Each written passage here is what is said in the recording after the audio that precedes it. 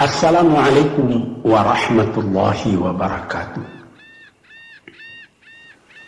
Tuan-tuan, saudara-saudara, ibu-ibu dan bapak-bapak yang sudi mendengarkan keterangan agama yang saya berikan di dalam kaset ini. Moga-moga Tuhan melimpahkan, mengurniakan rahmat dan nikmat-Nya kepada kita semuanya. Saya akan membicarakan suatu ayat yang bertemu di dalam surat Al-Baqarah. Bunyinya, Allahu waliyul ladzina amanu yukhrijuhum minadh dhulumati ilan nur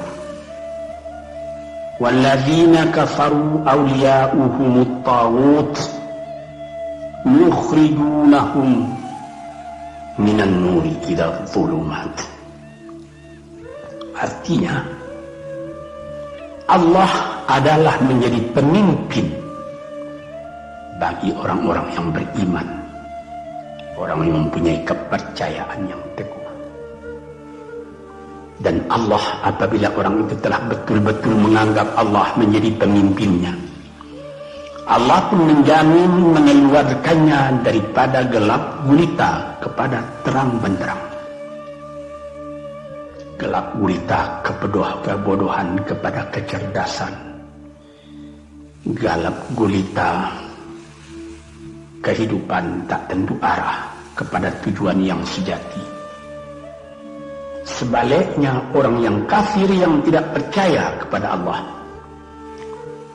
maka sebaliknya yang terjadi, daripada terang benderang dia akan dipimpin oleh taghut,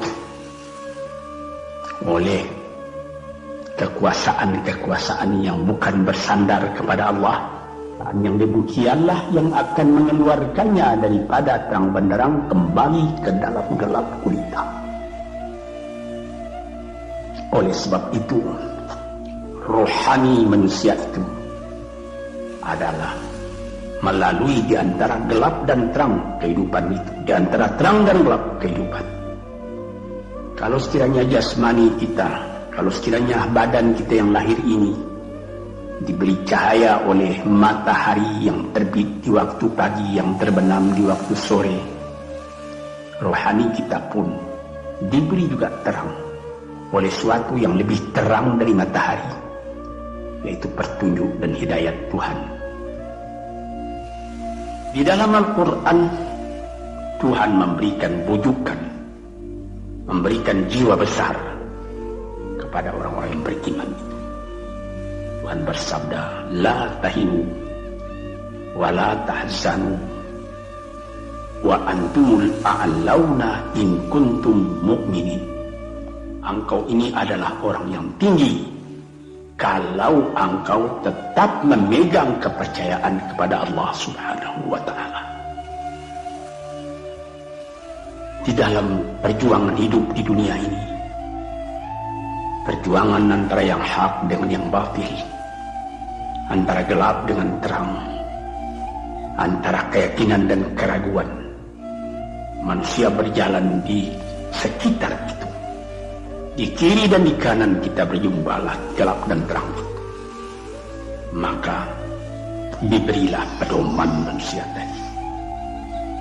Apa pedoman? Walaupun bagaimana hebatnya, geloranya, tofannya, alim bubunya, ombaknya dan gelombangnya kehidupan itu, manusia mesti teguh berpegang kepada iman. Sebab kehidupan di dunia itu menurut peraturannya ialah tidak ada yang tetap. Yang tetap itu ialah berubah. Berubah itulah ketetapan yang ada dalam dunia. Panas sangat terik, benar, nanti akan hujan. Hujan sangat lebat, benar, nanti akan panas. Di suatu tempat terjadi hujan yang lebat, berhari-hari timbul banjir. Iya, banjir itu tidak tiap hari, nanti dia kering lagi. Di laut pun demikian pula. Ada pasang naik, tergenang ke atas. Besok pagi ayat itu sudah kering lagi, surut pasang. Begitulah kehidupan di dunia itu. Itu harus kita yakini supaya kita jangan terombang-ambing dalam kehidupan itu. Kalau kita sudah mulai terombang-ambing, tahu-tahu walaupun bagaimana terangnya hari gelap timbul dalam jiwa kita sendiri.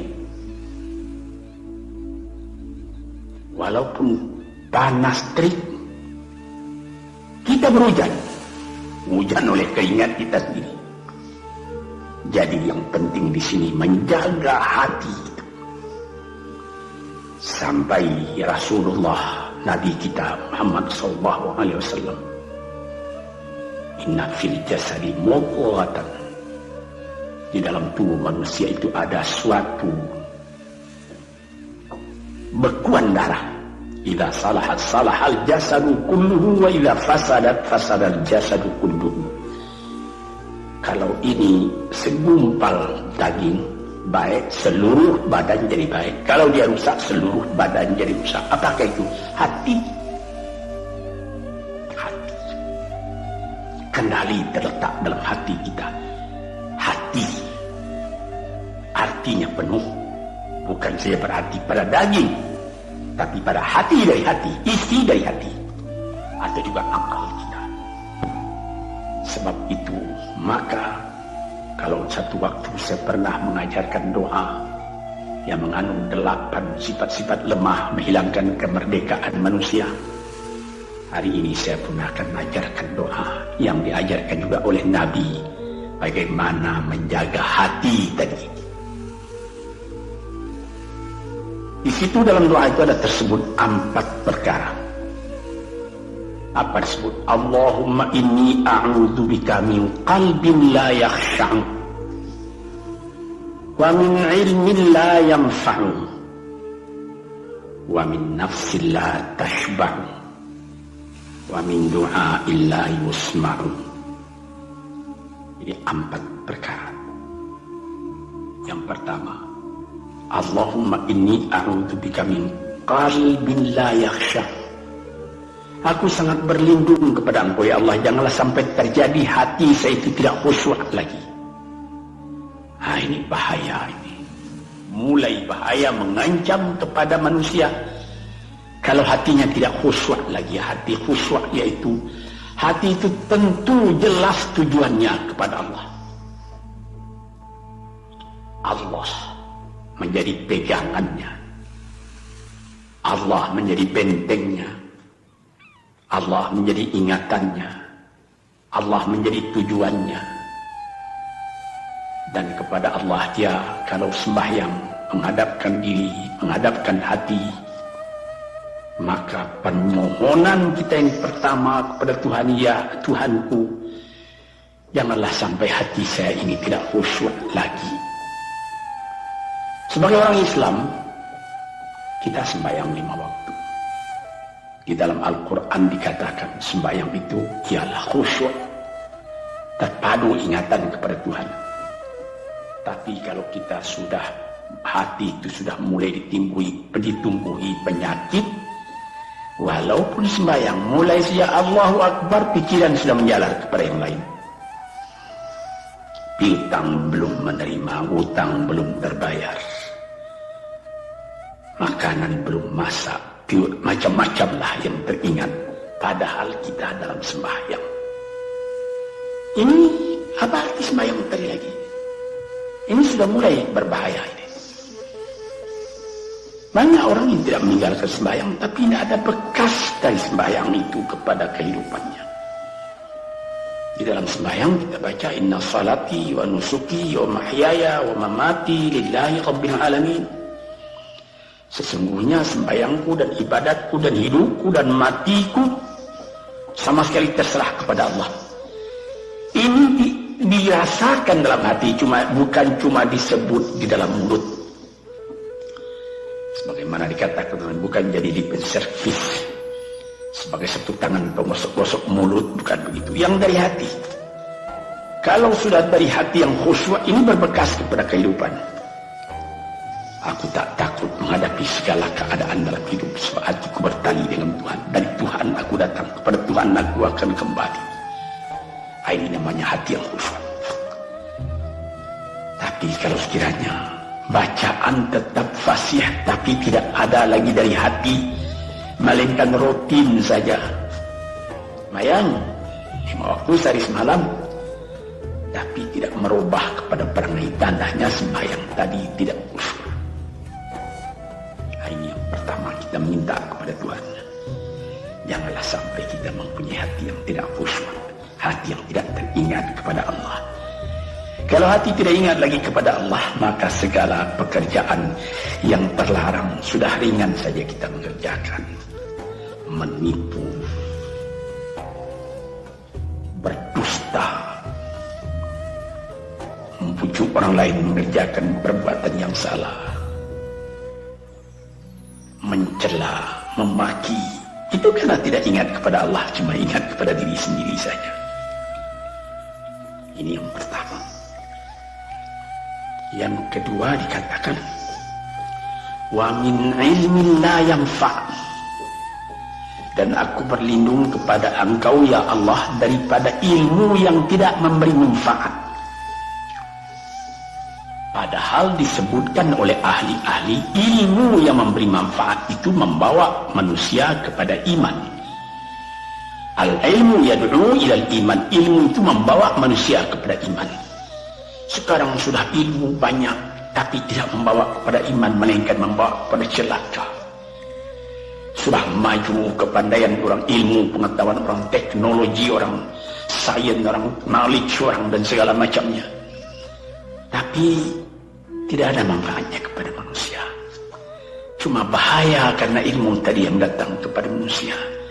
Sebagaimana ilmu manusia di abad ke-20 yang sangat penting, yaitu tentang tenaga atom, maka timbullah bom atom, bom hidrogen, nuklir, sehingga manusia diancam sekarang ini oleh bahaya atom itu di mana-mana. Apabila kita lihat di televisi bagaimana mengadakan demonstrasi di Australia, di Jerman Barat, di tempat-tempat yang lain, melihat bagaimana bahaya atom itu kalau terjadi perang dunia yang ketiga. Ya Rabbi ya Karim, bom atom yang jatuh di Hiroshima itu belum ada artinya dibandingkan dengan bom yang sekarang, yang sedang disimpan oleh kerajaan-kerajaan, oleh negara-negara besar untuk menghancurkan. Nah, ini ilmu ini. Tetapi ilmu yang membawa bahaya, bukan saja tidak memberi manfaat, bahkan memberi bahaya. Di sini terasa oleh kita bahwa ilmu yang ada itu pun mesti dikembalikan atau dikendalikan oleh iman. Kalau tidak, maka nyawa manusia ini akan dipandang sebagai sampah saja. Dijatuhkan satu bom hidrogen ke dalam kota Jakarta ini, na'udzubillah min dzalik, umpamanya dimasukkan ke kota Jakarta ini, satu bom hidrogen saja itu sudah habis penduduk Jakarta yang lebih dari 5 juta ini. La haula wala quwwata illa billah. Ini minta kepada Tuhan, ya Allah, majulah ilmu manusia, majulah teknologi manusia, tetapi jangan hendaknya kemajuan itu membawa kepada bahaya. Jangan ilmu pengetahuan itu membawa kepada yang tidak memberi manfaat. Ini doa yang kedua kepada Allah Tuhan sarwa sekalian alam. Yang ketiga disebut lagi, wa min nafsil la tashba'u, dan aku berlindung kepada Allah daripada nafsu, daripada diri, daripada ego, daripada tiap-tiap masing-masing diri ini yang tidak merasa kenyang. Ini juga bahaya besar. Inilah yang menimbulkan penjajahan di dunia. Inilah yang menimbulkan, disebut dalam bahasa Arab, al-ghazwul fikri, penjajahan. Sesudah perang dunia kedua sudah banyak negeri-negeri yang merdeka, tetapi sekarang timbul lagi penjajahan baru. apa? Penjajahan pikiran. Sehingga bangsa yang merdeka tadi tidak merdeka lagi pikirannya. Dia merdeka di dalam meniru kepada bangsa yang lebih kuat. Itu namanya terjajah juga. Jadi tuan-tuan yang terhormat, apa pangkalnya ini? Daripada nafsu serakah manusia. Nafsu serakah manusia sebagaimana tersebut di dalam hadis. Lau kana libni adama wadiyani min dhahabin labtagha salisan. Wa ma yamla'u jawfu ibni adama illa turab. Kalau manusia itu mendapat suatu lembah yang penuh dengan kekayaan emas, suatu lembah, dia ingin supaya mendapat satu lembah lagi yang penuh juga dengan emas. Dapat 2 lembah, dia minta 3 lembah lagi yang penuh dengan iman. Nafsu manusia tidak pernah kenyang. Padahal akhirnya kalau dia sudah menutup mata, tidak ada yang akan memenuhi perutnya melainkan tanah.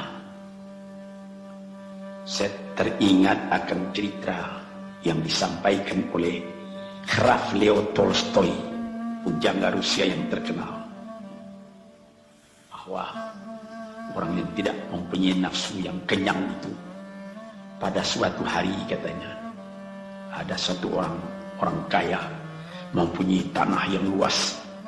Dia mengatakan kepada orang, boleh tuan-tuan mengambil tanah kepunyaan saya ini, berapa tuan suka, berapa tuan mau. Syaratnya cuma begini, sepanjang yang tuan berjalan dari timur ke barat, lantas sebelum matahari terbenam tuan sampai kembali ke tempat tuan melangkah pertama tadi. Berapa saja tuan suka, boleh ambil tanah ini. Maka datanglah si tamak tadi. Tuan yang punya asli tanah tadi mengatakan, bawalah bakal, jangan lapar di jalan nanti. Baik, dibawanya nasi sebungkus, dia berjalan, jalan. Dari pukul 7 pagi. Kalau diambil kekuatan, anaknya pukul 10 dia sudah makan. Melangkah lagi beberapa ratus meter atau sekian, nanti boleh kekuatan buat kembali. Sehingga sebelum matahari terbenam, dia sudah sampai ke tempat dia menuju bermula. Tetapi ini orang bernafsu betul, dia minta supaya banyak tanah yang dapat didapatnya. Dibawanya nasi sebungkus, tapi dia tidak jalan di tengah jalan, tak berhenti, karena nanti berapa meter itu nanti kalau saya berhenti, tanah yang kurang buat saya. Dia terus berjalan.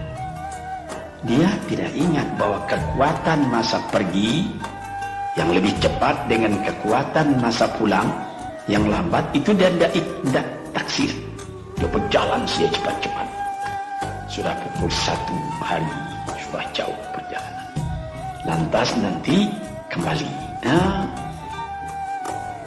Kelemahan badan, kondisi dan situasi tidak sama lagi.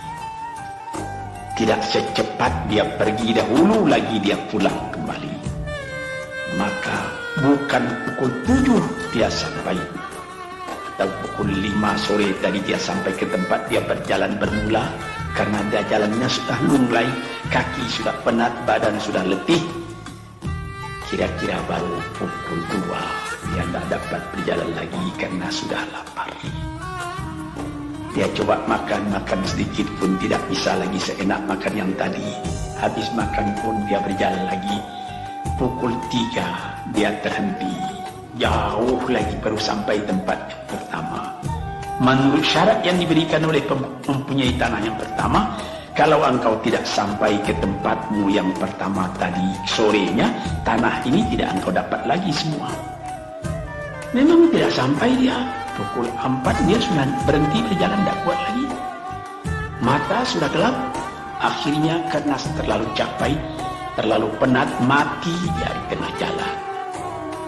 Berapa dia dapat tanah tadi lagi?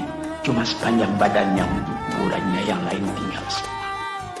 Ini satu misal yang dibawakan oleh Graf Leo Tolstoy yang sesuai dengan hadis Nabi tadi, nafsul la tashba, diri manusia yang tidak pernah merasa kenyang. Kita berkehendak tidak berbatas, tapi tenaga kita sendiri berbatas. Ini kali tidak difikirkan oleh manusia. Dia punya angan-angan, dia punya macam teori yang dikeluarkan. Dia lupa bahwa nanti tenaganya itu akan terbatas karena sakit, karena lapar, karena tua. Sebagaimana pepatah dari nenek moyang kita, tanda-tanda dikirimkan lebih dulu bahwa kita tidak akan lama lagi di sini. Apa? Rambut, gigi, mata sudah mulai kabur. Uban sudah mulai bertabur. Gigi sudah mulai gugur. Kulit sudah mulai kendur. Kalau mata sudah kabur, uban sudah bertabur, gigi sudah gugur, kulit sudah kendur, sudah 4 perkara. Yang kelima ialah tiba umur. Nah, ini kerap kali manusia lupa yang demikian. Sebab itu dikatakan, ya Tuhanku, janganlah sampai aku ditumbuhi oleh penyakit nafsu yang tidak mau kenyang-kenyang itu. Nah ini, kemudian itu mundur lagi doa yang keempat. Sebutkan di situ, wa min du'a illa yusma'. Ini lebih berbahaya lagi. Ini sudah puncak dari bahaya. Apa artinya? Dan aku berlindung kepada Engkau ya Allah daripada doa yang tidak didengar lagi. La ilaha illallah. Mendoa ya Allah, kasih aku ini, kasih aku kesempatan, tapi tidak didengar lagi. Tuhan, para pendengar kaset yang tercinta, ada tersebut dalam hadis Nabi, wa malbasuhu haram, wa mashrabuhu haram, wa uziya bil haram. Ya Rabb, ya Rabb, fana yustajab lah. Ash'asa aghbara. Badan sudah penuh dengan kotoran, penuh debu. Yang muduk ilaihi ila sama, menadahkan tangan keduanya ke langit. Ya Rabbu, ya Rabbu, ya Tuhanku, tolong aku, ya Allah, bela aku. Padahal yang dimakan haram, yang diminum haram, dibesarkan dengan yang haram. Fana yustajabulah. Dengan jalan apa Allah Ta'ala akan mengabulkan doa itu? Badan kotor menghadap kepada yang bersih, meminta diberi kebersihan. Bagaimana caranya? Tuan-tuan yang terhormat, pernah dalam Quran Tuhan mengatakan, la yanzuru ilaihi wa la yukallimuhum Allah wa la yanzuru ilaihi.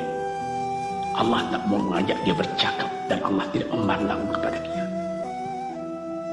Saya sendiri dengan segala kerendahan hati mengatakan bagaimana beratnya kita bertemu dengan seorang orang besar, lalu dia mengulurkan tangan kepada kita, tapi mata kita tidak dilihatnya. Sengsara rasanya. Bagaimana dengan Tuhan kalau Tuhan tak mau melihat kita? Nah, sebab itu para pembaca, pendengar kaset yang tercinta, berdoalah kepada Tuhan supaya hati kita selalu terbuka. Jangan sampai kita mempunyai hati yang tidak khusyuk, ilmu yang tidak memberi manfaat, jiwa yang tidak pernah kenyang, dan doa yang tidak didengar. Ya Allah, dengarkan doa kami dan tunjukkan kepada kami jalan yang benar dan beri kami terang dalam kehidupan ini. Yang keempat ialah wa min du'a illa yusma'. Dan aku berlindung kepada Engkau ya Allah, jangan sampai doaku tidak terdengar, tidak didengar oleh Tuhan. Sebagaimana kita tahu, doa itu adalah mukhul ibadah, tulang sumsum daripada ibadat kita sendiri kepada Tuhan. Segala perbuatan kita patrikan dengan doa, dengan harapan mudah-mudahan diizinkan oleh Allah. disampaikan maksud kita, macam-macam yang kita minta kepada Tuhan. Tapi kalau doa itu sudah tak diperdulikan lagi oleh Tuhan, apa celaka kita, apa daya kita, apa upaya kita? Di sini kita melihat apa sebab maka doa tidak didengar oleh Tuhan, tidak diperkenankan oleh Tuhan. Tentu saja bukan dari salah Tuhan, melainkan dari salah kita sendiri. Di dalam Al-Quran dikatakan iyyaka na'budu wa iyyaka nasta'in. Al-Fatihah disebut, kepada Engkaulah kami menyembah ya Allah, dan kepada Engkau kami minta tolong. Tapi dengan tidak sadar, kerap kali kita berbuat terbalik. Iyyaka nasta'in wa iyyaka na'budu, kepada Engkau kami minta tolong, lalu kepada Engkau kami menyembah. Minta tolong dulu baru menyembah. Minta tolong banyak-banyak tapi terima kasih tidak ada. Tentu saja tidak didengar oleh Tuhan. Di dalam satu hadis tersebut, Asy'asa al-Rabbara yamuddu yadayhi ila as-sama'i ya Rabbu ya Rabb, wa mat'amuhu haram wa mashrabuhu haram wa malbasuhu haram wa ghudhiya bil haram fa anna yustajabu lah. Badan sudah kotor, sudah berkeruyut, kesusahan, kegelisahan kehidupan terbayang kepada tubuh sendiri, lalu menadahkan tangan ke langit meminta kepada Allah, ya Tuhanku, ya Tuhanku. Bagaimana Tuhan bisa mengabulkan? Dengan pikiran yang kotor engkau menghadap kepada Tuhan. Kalau tidak terkabul, jangan Tuhan yang disalahi, hatimu sendirilah salahi. Apa yang kau perbuat dalam kehidupan ini? Mana terdesak engkau ingat kepada Tuhan. Di zaman kesenangan engkau lupakan Tuhan. Di dalam mendapat percobaan engkau merengek mengadu kepada Tuhan. Jiwa yang seperti ini janganlah sampai timbul pada diri kita sendiri. Saya sudah mengalami apabila saya berhadapan dengan orang besar. Saya ingin dia menghadapkan matanya kepada saya. Apa kabar saudara? Kabar baik. Dia lihat mata saya lihat mata dia. Tapi kalau ketika dia bersalam dengan saya, dia melihat kepada orang lain, bukan main sakit hati saya. Apa salah saya maka dia begitu? Mengapa tidak saya yang dipandang? Sedangkan dengan sesama manusia lagi begitu perasaan kita. Bagaimana dengan Tuhan? La yanzuru ilaihim wa la yukallimuhum. Allah tidak memandang sebelah mata kepada Allah, kepada kita. Allah tidak mau bercakap dengan kita sepatah pun. Langit mana tempat kita bernaung, bumi mana tempat kita berpijak kalau sudah demikian keadaannya. Nah, ini yang dijaga Tuhan yang terhormat dalam doa keempatnya itu. Hati janganlah sampai tidak khusyuk, ilmu janganlah sampai tidak memberi manfaat, nafsu janganlah sampai tidak kenyang, dan doa janganlah sampai tidak didengar. Saudara-saudara, moga-moga Allah memberikan kepada kita hati yang terang, sebagaimana ayat yang mula-mula saya sebut tadi, Allahu waliyul ladzina amanu yukhrijuhum minadh dhulumati ilan nur. Allah lah jadi pemimpin bagi orang yang beriman, sehingga dari gelap gulita dibawa dia oleh Tuhan kepada terang benderang. Walladzina kafaru, tetapi orang-orang yang sudah tidak ada kepercayaannya kepada Tuhan, awliya'uhumut taghut, yang menjadi pemimpinnya bukan Tuhan tapi setan. Dia akan membawa orang itu daripada terang benderang ke dalam gelap gulita. Kita jadi meraba-raba dalam gelap kehidupan. Dalam meraba-raba itu masih ragu entah kemana akan pergi. Maut pun datang, gelap selalu. Di dunia gelap, di akhirat pun gelap. Na'udzubillahi min dzalik. Hadirin yang terhormat, para peminat kaset ini, moga-moga semuanya ini menjadi kenang-kenangan kepada Tuhan di dalam perjalanan yang jauh, di dalam keistirahatan hidup, sehingga mendapat ketetapan hati dan tumakninah. Assalamualaikum warahmatullahi wabarakatuh.